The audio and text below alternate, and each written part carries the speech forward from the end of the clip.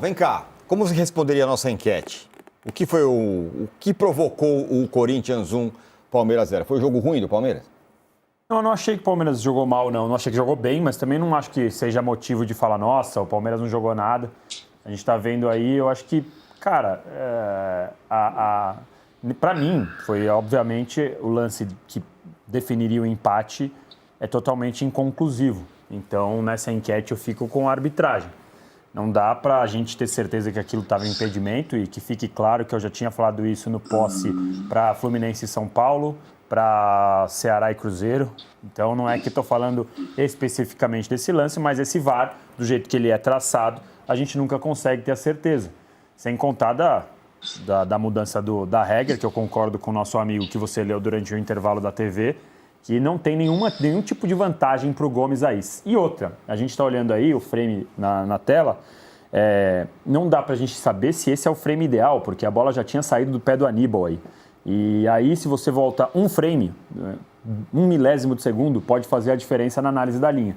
Então, é muito complicado a gente confiar e achar que essa imagem ela foi definitiva para definir o gol ou não. Então, sinceramente, para mim, a arbitragem foi decisiva, embora, que fique claro aqui, eu concordo, a marcação do pênalti eu concordo, foi pênalti, foi sem querer do Gomes? Foi, mas foi pênalti, ele enfiou as travas da chuteira na canela do Memphis, então foi pênalti, uma boa defesa do Everton.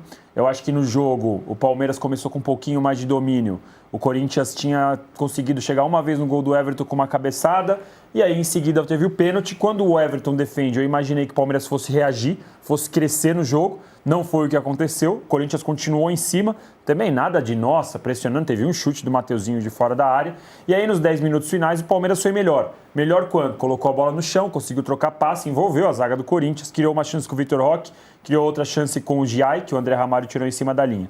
O segundo tempo foi praticamente todo do Palmeiras, o Corinthians chegou uma vez e fez o gol. Depois do Palmeiras teria empatado. Acho que foi um jogo que o resultado justo seria um empate para mim. Acho que o Corinthians também, além de ter dividido um pouco mais, bateu bem mais. Só o Vitor Roque sofreu 7 ou 8 faltas. Ele apanhou o jogo inteiro. E eu acho que o Wilton foi um pouco conivente. Além da questão do VAR, que aí não é questão do Wilton, eu acho que ele foi um pouco conivente com o rodízio de faltas que sofreu o Vitor Roque durante o jogo todo. Arnaldo, o jogo diz mais sobre o quê? Sobre o momento do Palmeiras ou o momento do Corinthians? Ou o que foi o jogo, enfim? Eu acho que o interessante, Tironi, é que esse tipo de jogo, esse tipo de clássico, ele não traduz o momento de cada time. Foi como o Casagrande falou, não traduz nem o momento do Palmeiras e nem o momento do Corinthians. São mobilizações especiais, né? É interessante ver o jogo no detalhe, né? Tentar decifrar as questões, os duelos táticos, a questão emocional, a arbitragem e tudo mais. Mas eu acho que, para mim, teve um jogador que decidiu a favor do Corinthians e um jogador que decidiu contra o Palmeiras. Então, eu estou falando do duelo Memphis Depay e Gustavo Gomes. Nas duas situações capitais do jogo, o Memphis superou o Gustavo Gomes. Né? No pênalti, o Gustavo Gomes chega atrasado. E no gol. O gol foi um erro de posicionamento gigantesco do Gustavo Gomes e ficou em segundo plano. Tem quem fale que isso só um parece. Tem quem fale que esse erro de posicionamento só aconteceu porque os caras deixaram a cobrar e estava todo mundo desprevenido. Tudo bem, o Palmeiras errou já na batida, mas se você reparar, tem 8 jogadores do Palmeiras no campo defensivo, os 2 zagueiros atacam o primeiro pau. E o segundo pau é do Gustavo Gomes. O Mikael, tá no meio de 4 aí. O Mikael e o Gustavo Gomes atacam o primeiro pau. O Memphis, que é bem mais baixo, mas é bom demais na conclusão, né? Faz o gol. Detalhes definem um clássico e uma classificação. A batida rápida do Bidon, que entrou bem no jogo, no lugar do Carrillo, e o Dorival tinha poucas alternativas de mudança, o Abel tinha várias. Era previsível que na hora das trocas o Corinthians sofresse e o Palmeiras nem tanto. Você vê como é que é o futebol. O Dorival demorou para trocar, porque tinha pouca opção, trocou o Carrillo pelo Bidon, o Bidon entrou bem. E na hora em que os principais jogadores do Corinthians já estavam com a língua de fora, os 3, a trinca, curiosamente, o Memphis já não se dedica muito sem a bola. Não. Ele já estava na fase descendente do jogo. O Yuri está bem mal ainda fisicamente. O Garro não jogou nada. E o Garro também está mal.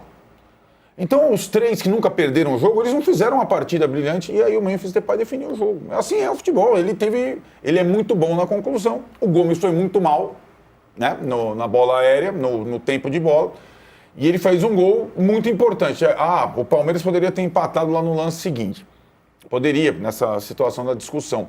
Essa é uma situação que, para mim, é muito confortável, a linha do VAR, ou o VAR em si. O VAR não melhorou o futebol, acho que isso já dá para a gente concluir. Pode ser nessa... Evidentemente, ele não melhorou. No Brasil, então, isso é escancarado. Agora, a linha imprecisa, a linha não confiável, ela existe desde que surgiu o VAR, aqui na América do Sul, né? O Palmeiras, por exemplo, ele polemiza muito esse tema, né? A arbitragem e as linhas, historicamente. Mas foram as mesmas linhas que deram a classificação para o Palmeiras quando o Abel chegou contra o River Plate. Quantos gols a linha invalidou do River Plate por um frame naquela partida? São as mesmas linhas.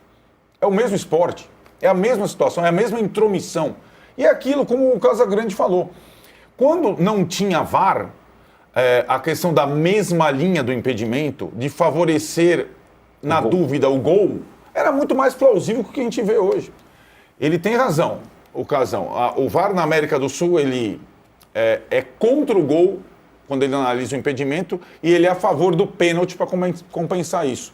Ele subverteu a ordem do jogo. Penalidade máxima, virou penalidade mínima. Impedimento. Toda hora, vamos ver se dá para anular o gol. É contra a lógica do jogo, né? Mas eu acho que não explica a derrota para o Palmeiras, não. A derrota tem outros fatores. Acho que o Palmeiras foi para o jogo com um foco diferente do que vinha tendo nos derbys fora de casa, mas vacilou num lance. O lance da falta cobrada rapidamente e no posicionamento equivocado da zaga, perdeu a primeira partida. Acho que está aberta, evidentemente, a eliminatória. O Palmeiras vai ter que jogar bem na sua casa, coisa que não tem conseguido fazer tantas vezes assim nos últimos tempos para superar o Corinthians. E até lá, eu imagino que vai Dorival Júnior do lado do Corinthians e Abel do lado do Palmeiras, colocar todo mundo num congelador, esquecer a rodada do Brasileiro do final de semana e vai decidir, porque tem muita coisa em jogo, né?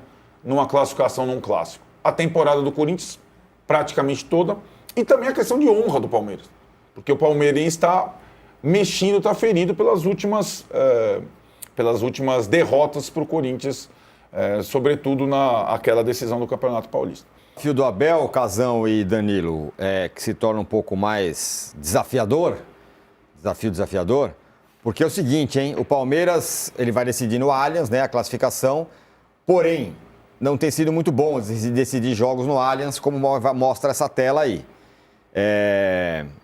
Libertadores 24, primeiro jogo, derrota fora para o Botafogo, segundo jogo no Allianz, empate, eliminado.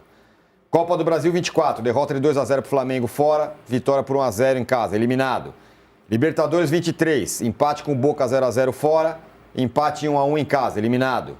Copa do Brasil 23, derrota por 1-0 para o São Paulo fora, derrota em casa, eliminado. Libertadores 22, derrota para o Atlético Paranaense fora, empate em casa, eliminado. Então, E Copa do Brasil 22, derrota 1-0 para o São Paulo. Isso é sem vantagem, né? Quando perde o jogo de ida. E vitória em casa. Isso muda nas decisões do Paulista, né? Água Santa, Santos e tal. Aí o Palmeiras também perdeu todas as primeiras. São Paulo, mas algumas ele reverteu, né? Algumas não, nesse caso as três, né? São Paulo, Corinthians, São Paulo, Água Santos Santa e Água Santos. Santa. Reverteu, mas enfim. Agora, isso que o Arnaldo falou, Danilo, coloca a luz na questão Abel, além de vontade, foco, alma, não sei o quê. Uma questão tática. Então, ontem, é o que eu falei, ontem quando o Palmeiras colocou a bola no chão e trocou passes nos 10 minutos finais e no segundo tempo inteiro, a gente estava vendo os melhores momentos, no segundo tempo só deu Palmeiras.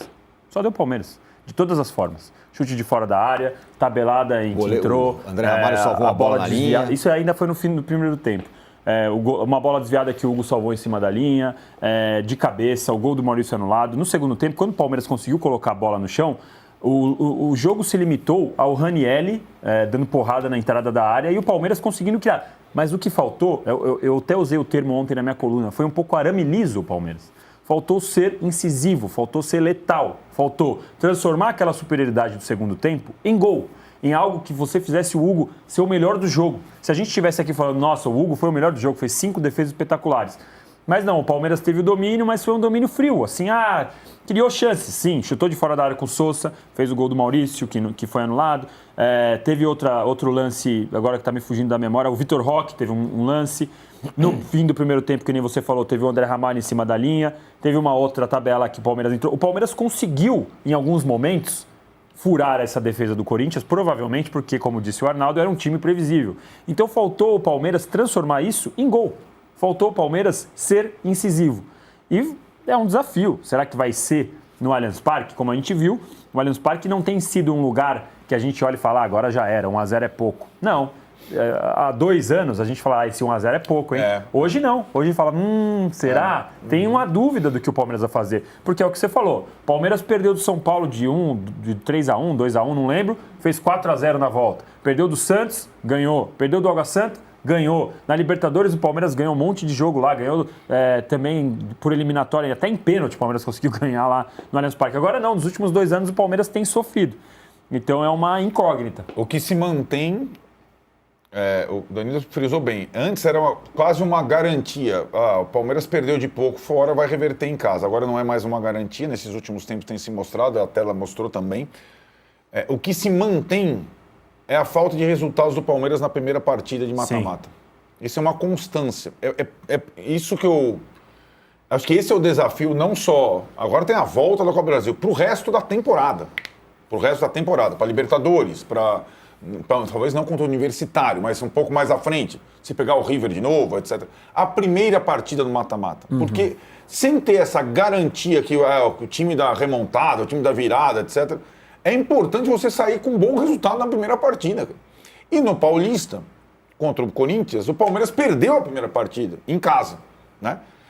Então, essa é uma questão de ser esse negócio do arame liso é bem interessante, porque eu acho que não basta mais apenas o controle do jogo, né, o domínio, como foi no segundo tempo. Ele tem total razão. Até quando o Corinthians prega, os jogadores do Corinthians pregam, o Palmeiras controla o jogo, o meio de campo tem mais posse, sem estar desesperado. Não corria risco praticamente no jogo todo, mas talvez precise ser mais incisivo. Eu vou ganhar a primeira partida fora e acabar com essa história. Eu não preciso trazer toda vez para minha casa, porque não é tanta garantia assim. Tem um monte de fatores. A pressão vai aumentando a cada vez que você traz a decisão para tua casa, né? É a história dos pênaltis, né? Decisão por pênaltis que o Palmeiras também tem dificuldade. Então tem até isso grande também, né? Mas, Casão, o que tem faltado para o Palmeiras? Tem um detalhe que eu até escrevi no final de semana e vou repetir aqui. Eu falei ontem, eu acho. O Palmeiras, ele não está conseguindo matar os jogos. Né? Ele não consegue ganhar por mais de um gol de vantagem. No Brasileiro só foi o Corinthians, 2-0. Os outros jogos é 1-0, 2-1, 3-2, 1-0, 2-1, 3-2. É desse jeito, mesmo jogando melhor, mesmo saindo na frente, como foi com o Atlético Mineiro, 3-1, aí toma o gol do Hulk, vira uma confusão, massacra. Pega o Grêmio, faz o gol em 3 minutos e vai com 1-0 até o final do jogo, né? Então o Palmeiras tem esse problema também para esse jogo contra o Corinthians na semana que vem. Além de estar perdendo a vaga em casa, perdendo sempre o primeiro jogo, como o Arnaldo destacou, e não conseguindo reverter o resultado no segundo jogo, como o Danilo e vocês estão falando, tem esse detalhe que o Palmeiras vai precisar para classificar direto. O Palmeiras vai precisar fazer mais um gol de vantagem, né? Um gol de vantagem leva para os pênaltis. E para os pênaltis, cara, assim, sinceramente, se for o Corinthians e Palmeiras para os pênaltis, eu acho que o Corinthians fica numa situação muito mais confortável do que o Palmeiras. Por estar jogando fora, por ter vencido o primeiro jogo, por não ter compromisso algum, pelo Palmeiras ser um time melhor, e também a pressão vai para o Palmeiras porque perde a maioria dos pênaltis e está perdendo em casa as vagas. Então levar para os pênaltis semana que vem não é uma situação de conforto para o Palmeiras, é de conforto para o Corinthians.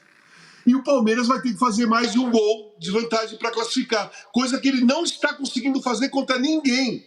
Ninguém no Campeonato Brasileiro ele fez. Nenhuma partida no Campeonato Brasileiro, a não ser o Corinthians, ele fez mais de 2 gols de vantagem. E eu acho que isso, pelo potencial que o Palmeiras tem, está sendo um dos maiores problemas que o Palmeiras está enfrentando no Campeonato Brasileiro. E consequentemente, está enfrentando também agora na Copa do Brasil. Vai ter que enfrentar na Copa do Brasil. Ou quebra essa sequência de não conseguir matar os jogos, né? Ou vai ser eliminado.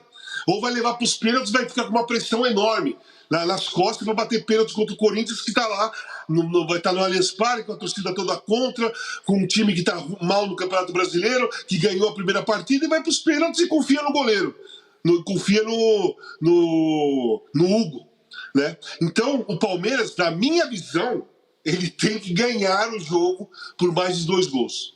E é coisa que ele não está conseguindo fazer. Feito. Bom, pintou, hein? Pintou o áudio do VAR. Então agora, senhoras e senhores, tirem as crianças da sala.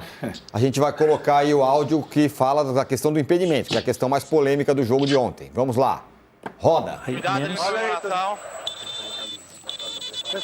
Perfeito, vamos traçar a linha. Um mais, um menos. Menos. Mais. Aí, ao vivo. Ok, aí a saída.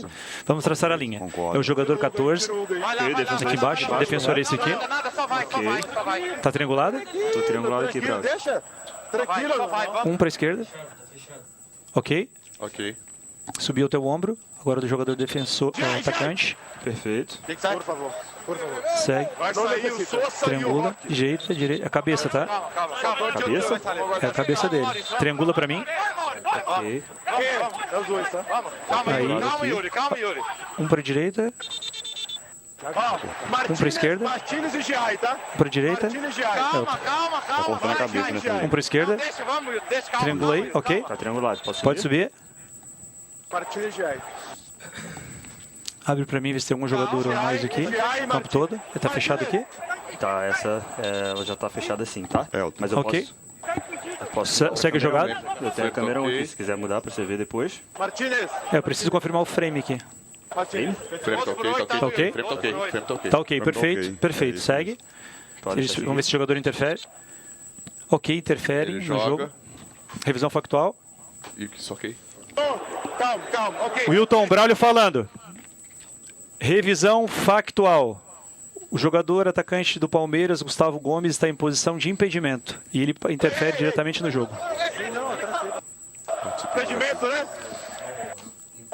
Fechou? Pode dar o zoom ali também. Offside. Ok. Pode dar. Muito bem. Tá aí, como eu costumo dizer... Um para a direita, um para a esquerda, acho que Esses áudios do VAR é dispensa uma discussão. mistura de programa policial com flanelinha. Um Vai pra pra direita. cá, vira agora aqui, um pra frente, Ali, um pra aquele um trás. para direita, um para esquerda, um para direita, um para esquerda, Pois ele é. definiria. Se ele falasse um para direita, tá bom aí. É isso. Gol. Um para Aí- esquerda, não, invadir.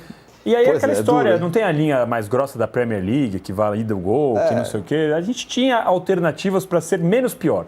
É. Ou o VAR semiautomático, que é a promessa da CBF para o ano que vem. Do jeito que é, cara, eu acho que a Promessa gente de consegue quem? da CBF. De quem? É. Do presidente? Do- atual? Do jeito É que que ele é, tá- a gente vai conseguir estragar o semiautomático no Brasil também. É capaz. Do jeito que, aqui tudo é capaz. Aliás, até o nosso André Luciano, nosso companheiro aqui, frisou bem o semiautomático, utilizado em algumas competições, como no Mundial, vai ter um período de estranhamento aqui, porque ele não mostra quase nunca a hora que a bola sai. Ele simplesmente ele só pá. tá lá, o corpo e tal, não sei o quê.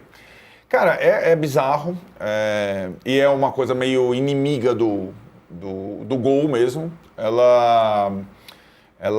E eu fico impressionado, porque a gente ficou ouvindo todo o áudio de VAR, dá arrepio mesmo, porque a cada ano, a cada campeonato, aumentam os integrantes de uma escala de arbitragem. São mais de 10 pessoas, gente. Né? E é muita gente dando palpite e pouca gente que entende da coisa mesmo. Então isso, o Braulio, que era o Braulio. Quem é o Braulio? O Braulio era Era árbitro. O árbitro, É, um dos a cara do árbitros, Braulio, todo mundo vai saber quem é. Ele apita jogo direto. um dos árbitros mais importantes do país recentemente, com todas as ressalvas que eu tenho para fazer, mas que depois da idade virou árbitro de VAR. Então ele é considerado um dos principais árbitros de VAR, mas ele é o chefe do VAR na cabine. Tem um cara só para fazer a linha. Ele tá para ver tudo. Ele tá para ver o VAR, o Braulio tá para ver o pênalti do Memphis, o cartão de não sei quem, outro não sei o que lá. E o árbitro de campo, ele, além de ser completamente violentado por todos os jogadores técnicos, ele fica ouvindo essa zoeira no ouvido o tempo todo. Pelo menos o impedimento não é com ele. Então você não pode botar na conta do Wilton Pereira Sampaio essa decisão, certo? O cara, ele nem vai, né? O que às vezes acontece, e que para mim também é bem discutível, é o árbitro o de campo, ir ao VAR quando tem um impedimento que a gente chamava de passivo, interpretativo. Que o VAR criou um impedimento interpretativo na América do Sul, sobretudo. E eu acho bizarro, eu não consigo eu não tenho convicção nenhuma dessa posição ilegal do Gustavo Gomes nessa batida de falta. Mas eu insisto, para mim não mudou absolutamente nada. Muda quem reclama. Desde que foi introduzida essa coisa, só alguns erros de admitidos pela CBF, né? Tração errado, o jogador foi errado. Uma ou outra vez acontece uma admissão de erro e fica por isso mesmo. E acho que essa situação, o prejudicado da vez é o Palmeiras. Então também não vou corroborar o discurso do Abel, porque é um discurso muito fiado em resultados ruins em arbitragem, porque o Palmeiras também já foi favorecido, aspas, por linha do VAR 500 vezes. Por isso que eu lembrei do jogo do River Plate, lá que é um jogo histórico, né? Que a linha do VAR foi traçada todas as vezes em decisões. Imagina o River Plate naquele jogo, né? Eu mantenho o desafio no ar, Arnaldo, que é o técnico chegar na coletiva e falar, hoje eu fui favorecido. Exato. Esse é o desafio que continua. Outro desafio que continua a gente vê as mesmas leis em outros estádios que vemos na Neoquímica. Falaremos sobre isso, mas antes vamos só ouvir o Abel falando justamente da arbitragem. Ele fez uma coletiva meio melancólica, meio triste. Parecia que ele estava de luto. Parecia que ele estava de luto, exatamente. Vamos ouvir o debate Abel. também, viu, Tironi, eu acho. A única coisa que posso dizer foram duas situações que o Sr. Wilson está em cima do lance e não marca penalti, e fora de jogo é validado pelo bandeirinha. É só isso que eu te posso dizer. O resto estamos no pleno século XXI e andamos a trabalhar com ferramenta do século passado. Não, é só frustrante porque tens sempre o VAR a intervir neste tipo de jogos e é triste.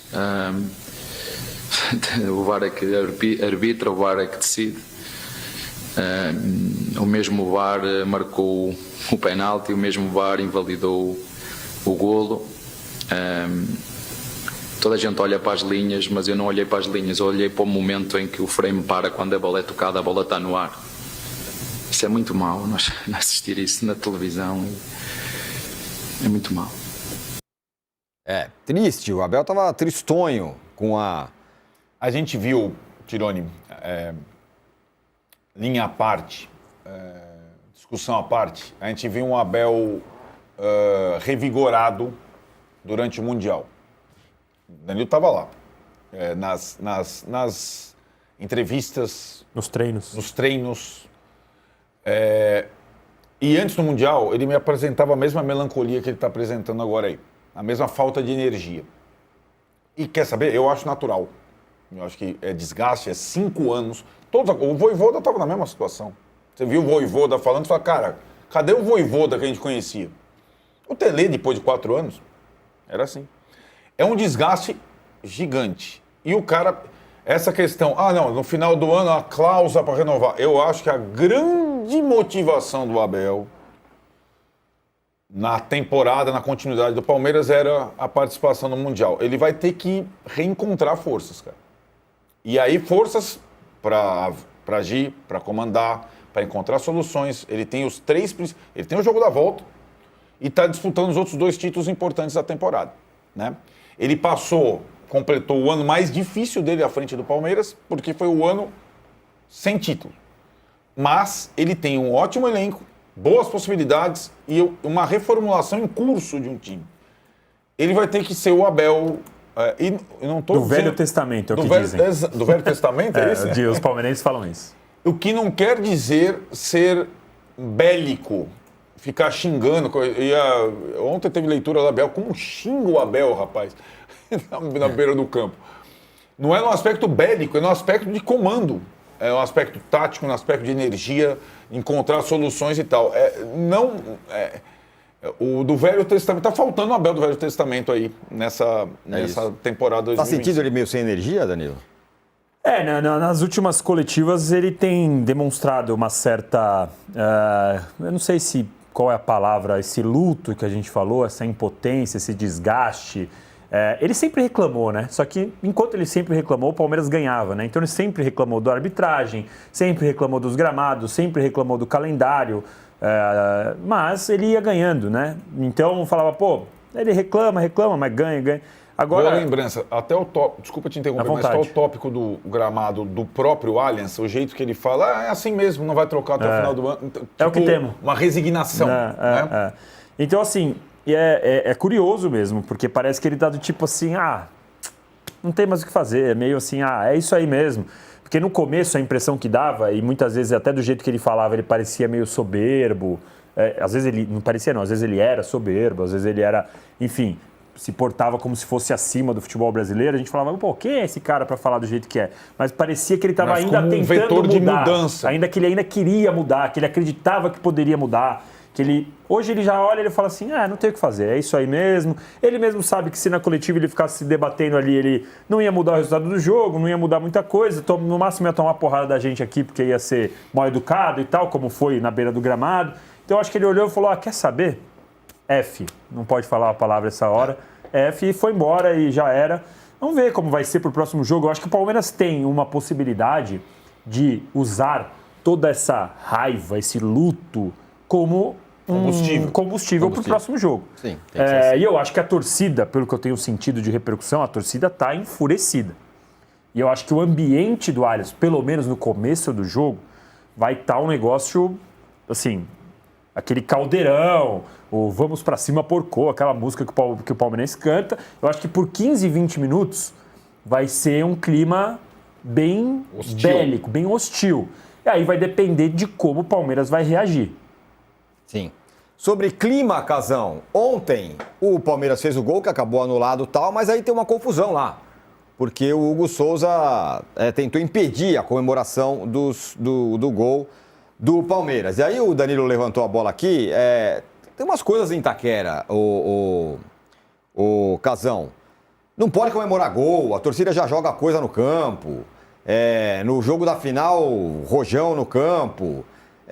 Um território de exceção ali, a Neoquímica Arena. O Wilton sendo recebido lá. O Wilton também foi recebido lá na chegada de uma maneira um pouco mais forte, vamos dizer assim. Queria que você comentasse sobre isso e também sobre a atitude do Hugo Souza. Os caras não podem comemorar gol onde eles querem comemorar, já que não tem pode. torcida. Adversário de São Paulo não pode comemorar gol lá.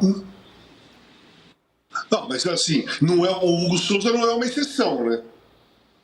Todo campo que o adversário faz gol e corre e faz alguma coisa com a torcida que é única, os adversários vão pra cima e ficam empurrando.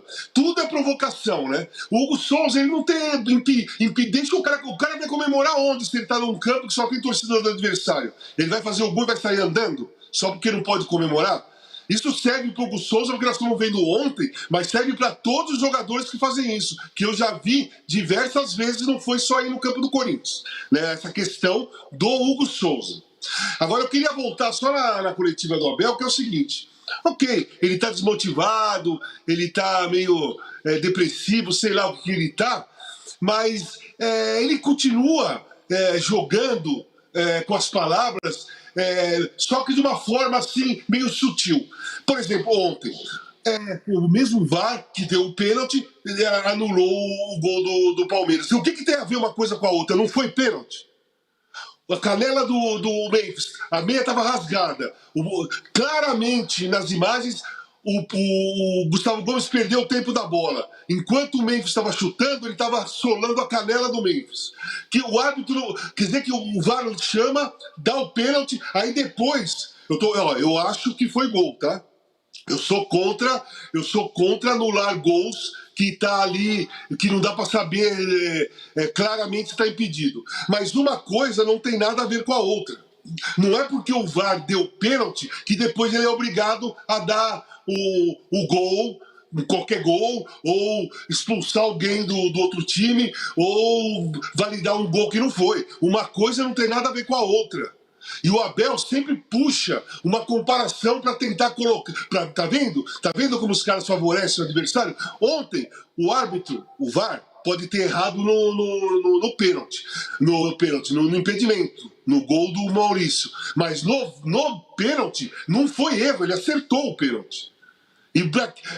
Fala só do lance que você acha que foi prejudicado. Para que você vai puxar um lance que o cara acertou? Cara, então parece que o Abel, ele pede além da compensação. Já que você deu o pênalti, você tem que dar o gol também. Isso aí não existe, gente. Isso aí não existe. Então não existe a lei da compensação. O Palmeiras foi prejudicado? Pode ter sido. Para muitos foi prejudicado. Eu acho que, para mim, foi prejudicado porque eu acho que o VAR trabalha contra o gol. Então por isso que eu acho que foi prejudicado naquele lance. O Corinthians não tem nada a ver com isso. É o VAR e a decisão do VAR. E o pênalti foi pênalti. Cara, para de ficar tentando comparar as coisas para tentar ter razão. Ele pode ter razão na anulação do gol, mas ele não tem razão de colocar a cena do pênalti para fazer comparação. Você queria falar sobre essa história do Hugo? Do Hugo? Não, eu só acho que no campo do Corinthians é diferente. De fato é diferente. Eu também acho. Você falou do território de exceção, tem sido diferente.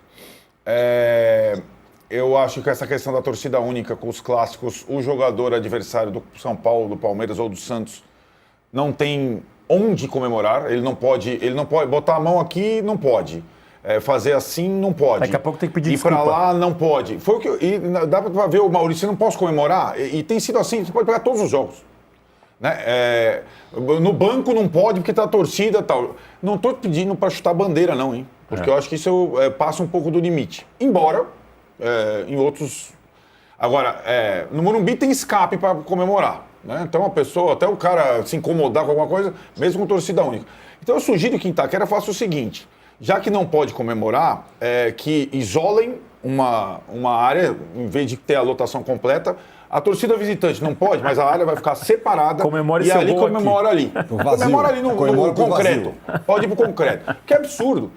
E assim, a recepção ao árbitro, o melar o jogo na final do Paulista, o poder tudo ali. Uma coisa é você exercer o mando, o caldeirão, porque eu espero também, na volta, eu imagino que o Danilo esteja falando sobre isso. O caldeirão do Allianz Parque não é uma coisa que o adversário não possa praticar o seu jogo.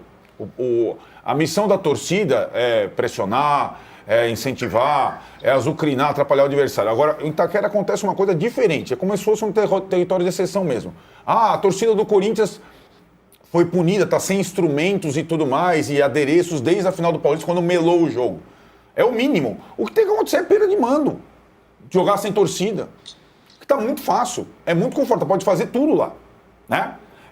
Então o sangue nos olhos e tal, o sangue nos olhos é uma forma de você torcer e o time se contagiar por isso. Agora, o adversário não poder jogar, não poder comemorar o gol, quantas vezes isso aconteceu com os jogadores dos rivais do Corinthians nos últimos tempos? O cara não tem nem pra onde ir, né? Teve aquele jogo lá que o Carlos Miguel, o goleiro, jogou o Caleri no chão porque ele estava comemorando o gol. Né? Nesse caso, o Maurício nem olhou para a torcida. Cara, não existe esse negócio. Não existe esse negócio, né? O que está acontecendo lá, seguidamente, e não tem providência alguma, é o tal do território de exceção. Na minha casa, vocês não podem celebrar. Isso não existe. Quando tem a torcida adversária, o cara ainda pode ir para lá. Como na torcida única, isso é impossível, o jogador do Palmeiras, do São Paulo e do Santos não pode comemorar gol em Itaquera. É o fim dos tempos. E é assim que está acontecendo. Há muito tempo, aliás. Eu também acho isso. Também eu estou achando.